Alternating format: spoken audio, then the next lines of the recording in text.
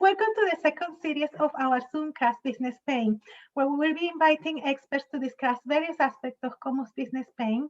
What are they? How we can make them better? Hello, I am Maria Pombo. I am one of the founders and one of the consultants at Better Business at Hand. And today we are delighted to introduce you to our colleague consultant, a former business owner, company director, and a super experienced business advisor, David Peddy.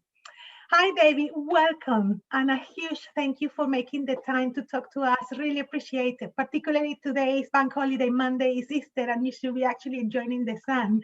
So I really, my hats off to you to taking the time to actually talk to us.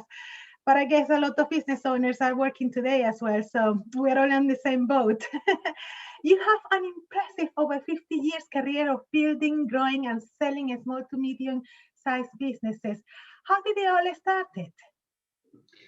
Thank you, Maria. I left university and joined Nielsen's and embarked on a 30-year career in sales and marketing, ending in 14 years of successful consultancy.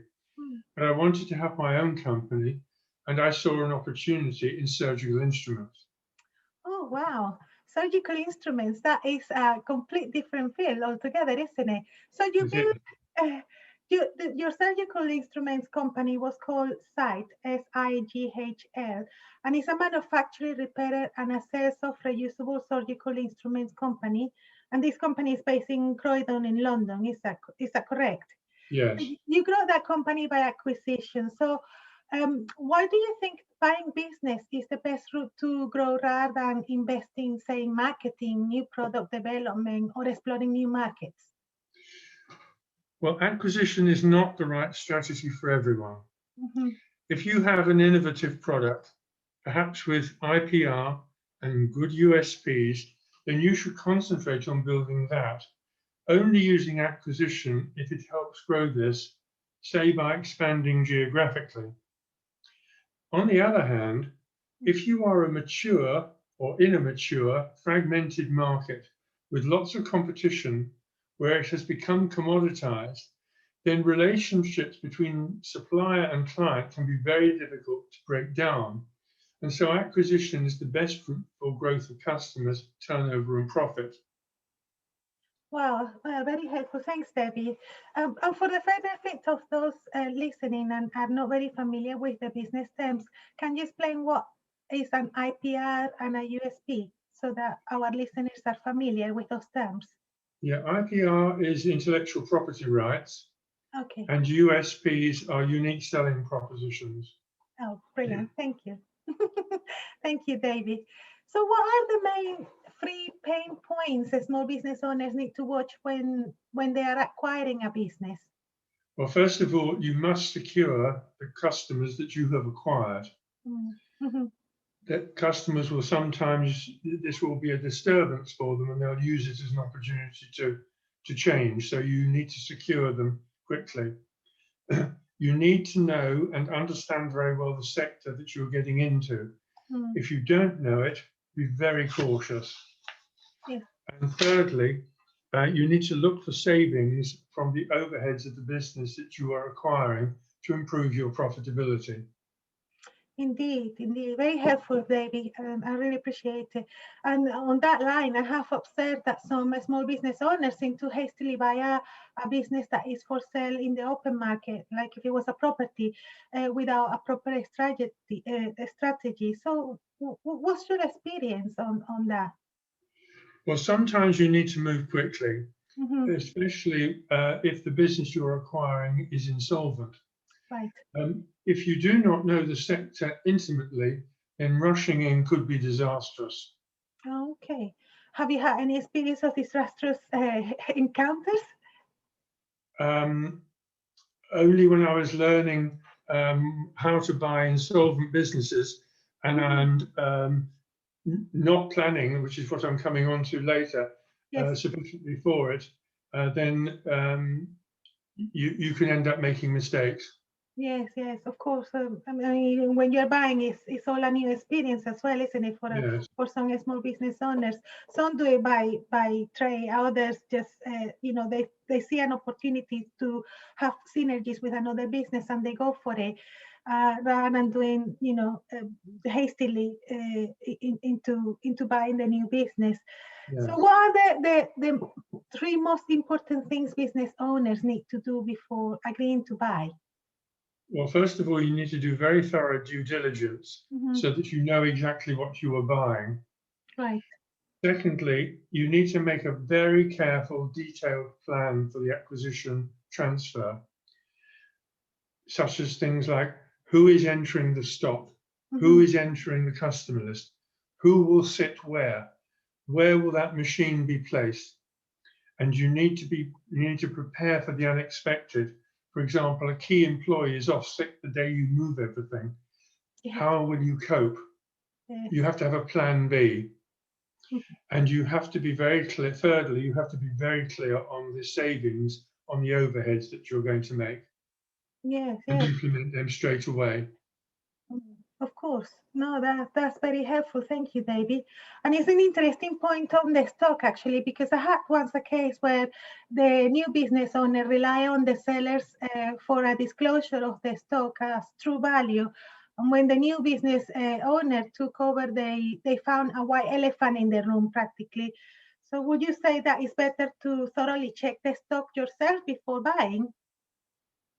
Yes, and what's more, you need to know what that stock is, and you need to understand what that stock is. By that I mean, this is why you need to understand the sector you're in, because you could be just looking at boxes of stuff, and it might not mean anything to you. And you might, for example, in the sector I was in, a lot of goods were sterile, so you need to check the expiry date for the sterility. Because if it's running out in 2 weeks' time, it's virtually valueless. So you need to know, this is why you need to be very careful and very thorough in your due diligence and know what you're buying. Would you say that due diligence is better when you outsource it to an agent? Or would you carry part of it yourself? Well, again, it comes back to whether you know the sector.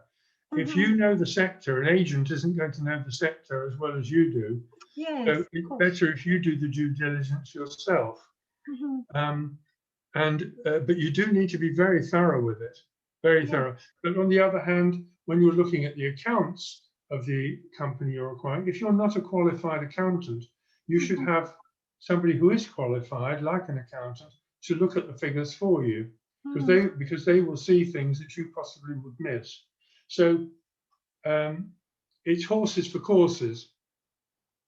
And if you're looking at the customers, the due diligence on the customers, an agent is unlikely to know the significance of those customers. But if it's a sector you're already in, you will know those customers, and you're better off doing the due diligence yourself. Excellent, thank you. That's very handy. Good to know. Growing by acquisition is a very extensive subject on its own, and with its own set of business pains to discuss, but we only have 7 minutes, and I'm very grateful that you're taking the time to see me today on a bank holiday. So what would you be the one word of wisdom you would like to share to those contemplating buying a business? Plan, then plan again, and then plan again. Then planning. We're big fans of planning a better business at hand. we tend to say the 7 P's. What's it called? It's the poor planning prevents poor performance. They use that a lot in the army, so I always like that the 7 P's. So thank you. I can't emphasize this enough. You have to plan very carefully, down to the minutest detail, and plan for the most unlikely contingency.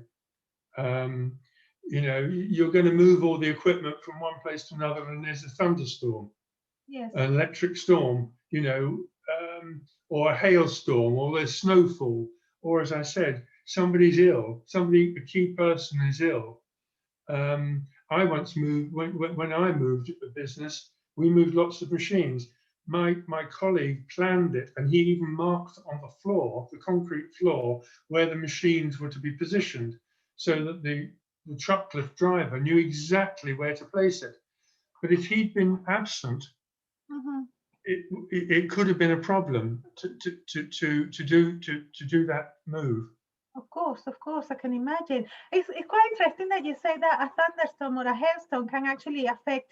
And I have also experience in some manufacturing, precision engineering manufacturing, and you tend to forget that actually machines do get affected, and it might take a couple of days for them to actually start up once that you move them. Yes. So it's very helpful to actually plan for a proper move and allow time, because if you are on a production deadline, then you need to account for that period that you need to move the machine. You must do that, but on the other hand, for your customers, you must be ready to go immediately. You can't have downtime for customers. Okay, you might have to prepare for the machinery, in which case maybe you need to build some stock before you move it, so that you've got stock in the cupboard, because your customers won't wait.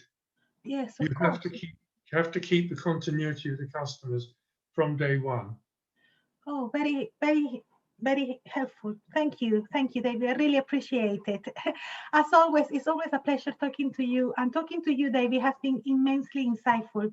I hope those listening or watching have enjoyed this short on business pain and found it useful. I always do, particularly when I talk to my colleagues on business issues.